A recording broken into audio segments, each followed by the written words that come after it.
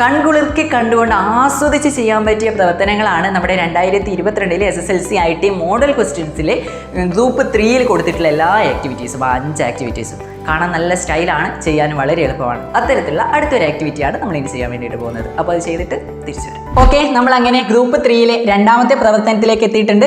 മുൻപുള്ള പാർട്ടിൽ പറഞ്ഞതുപോലെ ഏറ്റവും എളുപ്പമായതും എന്നാൽ കാണാൻ നല്ല സ്റ്റൈലുള്ളതുമായിട്ടുള്ള ഒരു പ്രവർത്തനമാണ് നമ്മളിവിടെ ചെയ്തുകൊണ്ടിരിക്കുന്നത്.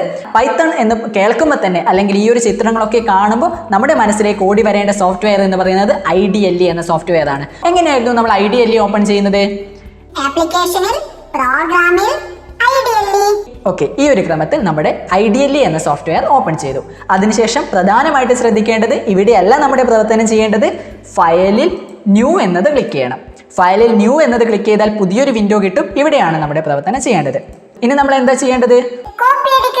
നമ്മൾ ഇവിടെ പറഞ്ഞിരിക്കുന്ന ഇതേ കാര്യങ്ങൾ അതേപോലെ നോക്കിയിട്ട് ഇവിടെ ടൈപ്പ് ചെയ്യുക. നോക്കിയിട്ടാണ് ടൈപ്പ് ചെയ്യേണ്ടത്, കോപ്പി പേസ്റ്റ് അല്ല. ഞാൻ എന്തായാലും അതേപോലെ ഇവിടെ ടൈപ്പ് ചെയ്ത് വെച്ചിട്ടുണ്ട്. കോപ്പി അടിക്കാൻ നമ്മളെ കഴിച്ചിട്ട് വേറെ ആളുള്ളൂ അല്ലേ? ഓക്കെ, നമ്മൾ എന്തായാലും ഇത് ചെയ്ത് കഴിഞ്ഞു. ഇനി നമുക്കൊന്ന് റൺ ചെയ്ത് നോക്കാം. റൺ ചെയ്ത് നോക്കുമ്പോൾ മനസ്സിലാവുമല്ലോ നമ്മളിവിടെ ടൈപ്പ് ചെയ്തതിൽ എന്തെങ്കിലും തെറ്റുണ്ടെങ്കിൽ അതപ്പോൾ നമുക്ക് മനസ്സിലാകും. റണ്ണ് കൊടുക്കുന്നു, റണ്ണിൽ റൺ മൊഡ്യൂൾ കൊടുക്കുന്നു. അപ്പോൾ തന്നെ നമ്മളോട് സേവ് ചെയ്യാൻ പറയുന്നുണ്ട്. അപ്പോൾ പിന്നീട് ഒരു സേവിൻ്റെ ആവശ്യമൊന്നുമില്ല. അപ്പോൾ തന്നെ സേവ് ചെയ്യാൻ പറയുന്നു. ഓക്കെ പ്രസ് ചെയ്യുന്നു. അതിനുശേഷം ഇവിടെ നിന്നും നേരെ exam 10 എന്ന ഫോൾഡറിലേക്ക് വരുന്നു. ഇവിടെ ഞാൻ വീണ്ടും ഒരു ഫയൽ നാമം കൊടുക്കുന്നു. നിങ്ങളുടെ രജിസ്റ്റർ നമ്പർ കൊടുത്തു, അണ്ടർസ്കോർ കൊടുത്തു. അതിനുശേഷം ഞാനിവിടെ ക്വസ്റ്റ്യൻ നമ്പർ 2 എന്ന് കൊടുക്കുന്നു, സേവ് കൊടുക്കുന്നു. ഓക്കെ, നമുക്ക് നമ്മുടെ ഔട്ട്പുട്ട് വളരെ മനോഹരമായിട്ട് തന്നെ കിട്ടിയിട്ടുണ്ട്. ഇതാണ് നമ്മുടെ ഔട്ട്പുട്ട് 1. ഇനി ഔട്ട്പുട്ട് 1നെ ഔട്ട്പുട്ട് 2 ആക്കണം. നമ്മൾ മുൻപുള്ള പ്രവർത്തനത്തിൽ പറഞ്ഞിട്ടുണ്ട്, നിറം ഏതാണെന്ന് മനസ്സിലാവുമെങ്കിലും നിറത്തിൻ്റെ സ്പെല്ലിംഗ് അറിയാമെങ്കിലും നമുക്കിതിൽ സിമ്പിളായിട്ട് ചെയ്യാൻ പറ്റും.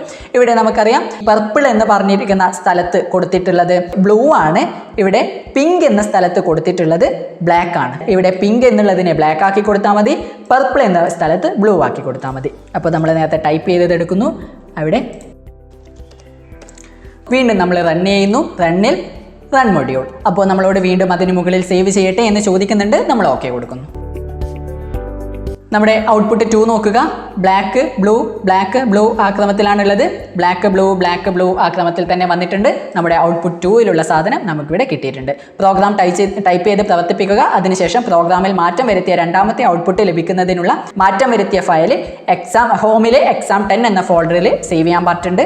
ഓൾറെഡി അത് സേവ് ചെയ്തിട്ടുണ്ട്. ഇത്രയും ചെയ്ത് കഴിഞ്ഞാൽ നമ്മുടെ പ്രവർത്തനം കംപ്ലീറ്റ് ആയി.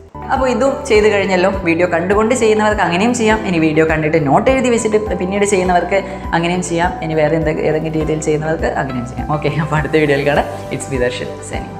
Good bye.